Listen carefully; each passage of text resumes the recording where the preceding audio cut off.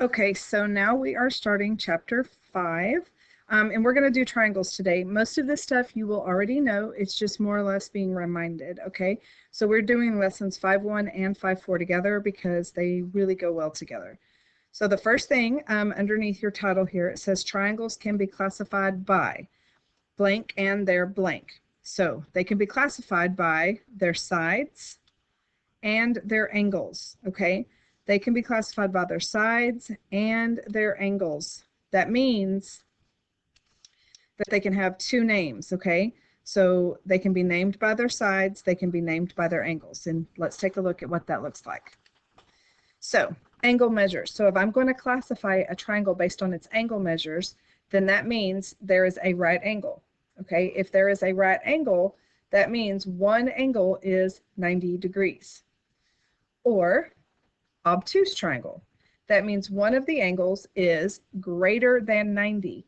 But remember, it has to be greater than 90, but less than 180, because 180 will make it a straight line. The other is an acute triangle. That means all three angles are less than 90. So the angle has to be less than 90. So we got a right angle equal to 90, an obtuse between 90 and 180, acute is less than 90. Then there's this called an equiangular triangle, and this is where all three angles are exactly the same. They will always equal 60, okay? Because remember, the interior angles add up to 180. So if all three angles are 60, then 180 divided by 3 equal angles would be 60 each. Now, if I was going to classify it based on its sides, the first one is a scalene. Okay, scalene. That means there are no equal sides. So they're all three different. Okay, the other one is isosceles. So think about eyes. You have two eyes, so two equal sides. Isosceles. And then equilateral, it's just like equiangular. All of your sides are the same. So you have three congruent sides. Okay, so now let's look at classifying a triangle. Classifying the triangle once we find the lengths of all three sides. Okay, so we're going to find out the length of all three sides. Then we're going to determine if there's a right angle by finding the slope. And then we'll be able to classify it, okay? So OP is this side right here. So I am going to create that little right triangle so that I can do Pythagorean theorem. This has a side of 1, this has a side of 2. So 1 squared plus 2 squared, and then take the square root. So 1 squared is 1, 2 squared is 4, 1 plus 4 is 5, so the square root of 5. And I'm going to leave it just like that. Because if this side just so happens to be the square root of 5, they're going to be the same decimal, so I'm not worried about the decimal. All right, let's look at the other sides. All right, so let's do this side right here. So this side right here, I'm going to create that right triangle just like we did back in chapter 1 when we were doing distance formula. Remember how we created that right triangle? So 1, 2, 3. So this side has a length of 3. 1, 2, 3, 4, 5, 6. This one has a side of 6. So this is 3 squared plus 6 squared. Take square root. 3 squared is 9. 6 squared is 36. 9 plus 36 is 45. So the square root of 45. So these two are definitely not the same. All right, PQ. PQ is this one up here. So I'm going to create that right triangle there. This has a side of 1. 1, 2, 3, 4, 5, 6, 7. So this is 1 squared plus 7 squared. Then take the square root. So this is 1 plus 49, which is the square root of 50. Well, so far, I know that this is a scalene triangle because all three sides are different. Now, I'm going to check the slope of these two sides. So I know the slope of this side right here is down 2 over 1. So the slope of PO is down 2 over 1. Now I'm going to find the slope of this red one, which is down 3 backwards 6. So the slope of OQ, or QO, is down 3 backwards 6, which reduces to 1 over 2. What I see is that these two are opposites, because one is negative and one is positive, but they're also flipped. So that means this is a right angle.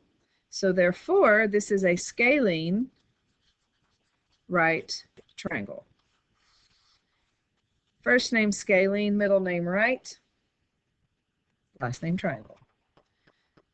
All right, let's take a look at number 2. So the sum, that means all of the angles together, of the interior angles is 180 degrees. So what I know is if they want me to classify this by its angles, I need to find the measure of this one, because these two are both acute. So if this one's acute, all three acute, this would be an acute triangle, but I don't know. But I do know that all three angles have to add up to 180. So 30 plus 40 is 70. So these two angles add up to 70. So I'm going to subtract that, and I get 110 degrees. So this angle is 110 degrees, which means it is an obtuse triangle. And I will give you a little hint. Since all three angles are different, that means all three sides are different. So this is actually a scalene obtuse triangle. So just a little bonus information. Okay, three different angles means three different sides. All right, now this triangle, they're telling me that this is 90. So that means that if there's 180 degrees in the triangle, and I know that one angle is 90, these two have to add up to 90. And that will be true every single time you have a right triangle. Okay, so every single time. So I'm going to take this plus this, so part plus part equals 90. All right, so 2x plus x minus 6 equals 90. All right, so we've got 3x minus 6 equals 90. Add 6 to both sides. 3x equals 96. Divide by 3. Let me change colors here so we can see it. So we're going to divide by 3. So x is 9 divided by 3 is 3. 6 divided by 3 is 2. So x is 32. And it said to find x. Check. Found it. It's 32. And the measures of the angles. So now I'm just going to plug it in. So 2 times 32 is 64. So this angle is 64 degrees. This one is 32 minus 6, which is 26 degrees. So this angle is 64, this angle is 26, and they add up to 90. So when you're looking for all three angles, remember part plus part plus part, because there's three angles, there's three parts, equals 180. All right? All right. The sum of the measures of the exterior angle, so exterior means outside, so the outside angle of a triangle. So if I extend one of my sides, it's going to create an exterior angle. And this exterior angle is going to be equal to these two angles added together. Okay, so I'm going to call this E, and I'm going to call this one R, and I'm going to call this one I.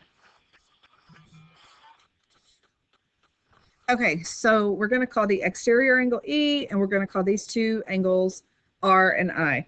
Okay, so when you're wanting to know what the measure of this angle is out here, you just add these two together. So it would be like the exterior angle is equal to R plus I.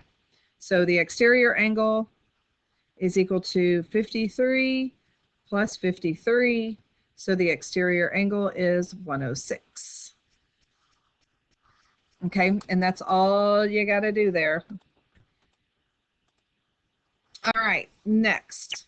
This exterior angle is equal to this angle plus this angle.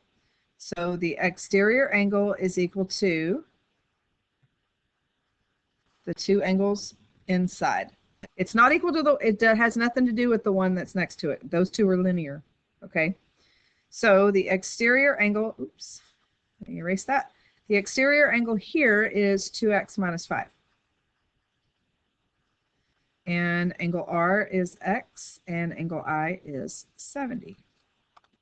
All right, so they want me to find x, which I'm going to do, and then I'm going to plug it in so that I can find the measure of JKM. So they want me to actually find this exterior angle.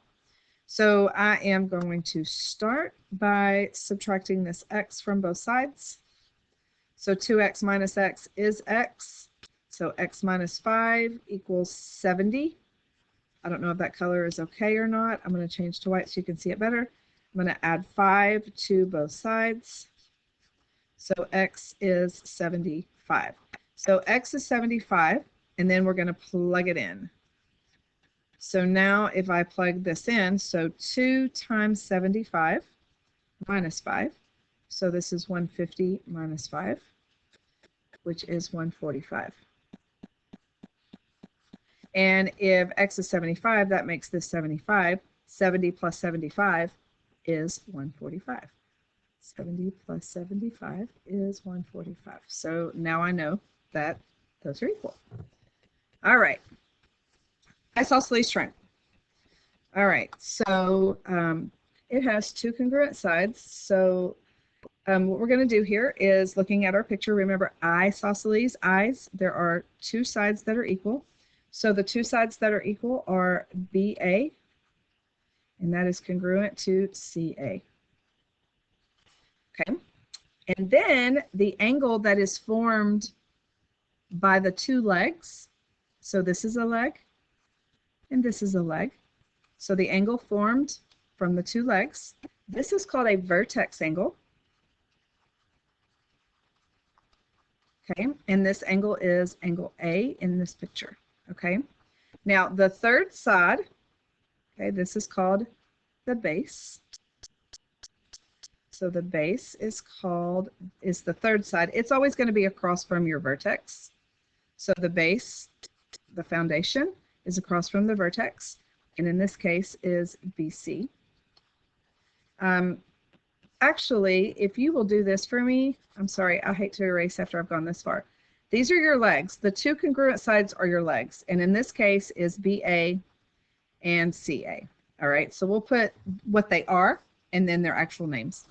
Now, the two angles that are adjacent to the base, these two angles right here, angle B and angle C, these are called base angles. These are your base angles. They're the angles that touch the base. So in this case, we got angle B, and they will always be equal to each other. Okay, so my two legs are equal, and then my feet are equal. Okay, so your feet are at the end of your legs. Your legs are equal, your feet are equal. You wear the same size shoe on both, hopefully. All right, so here are some theorems that says if two sides of a triangle are congruent, such as your legs, then the angles that are opposite, such as your feet, are also equal. So if AB is equal to AC, then angle B is equal to angle C. And the converse says the exact same thing, only backwards. So if two angles of a triangle are congruent, such as angle B and angle C, then the legs are also equal. So AB is congruent to AC. Okay, so this is a fact every single time. All right, last part.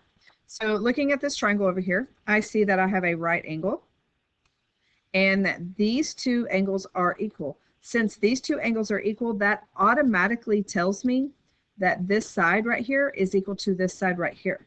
So that automatically means that I can solve this by saying 3 times x plus 2 is equal to 24. So 3x plus 6, because you've got to distribute to get rid of those parentheses, is equal to 24. All right, and then I'm going to subtract 6 from both sides. So I get that 3x is equal to 18. And then divide by 3.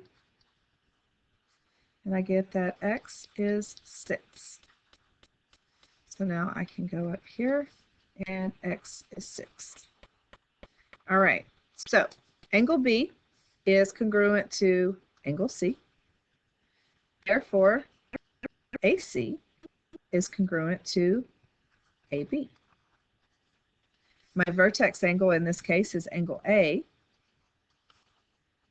Now the length of AB, well, the length of AB is the same as the length of this. If AC is equal to AB, then AB is also 24. Now angle B. Well, how many degrees are in a triangle? Well, remember there's 180 degrees. In this angle right here is using 90. So there are 90 degrees left over. These two angles share this 90 degrees equally. So if I divide by 2, I get that each one of these angles is 45 degrees. So angle B is 45 degrees, and angle C is also 45 degrees. And then, of course, we set these two equal to each other and solve for x because that's what you're supposed to do. So, like I said, most of this was a review of things you already know. Make sure you star anything that you have questions on, and I will see you guys next time. Bye!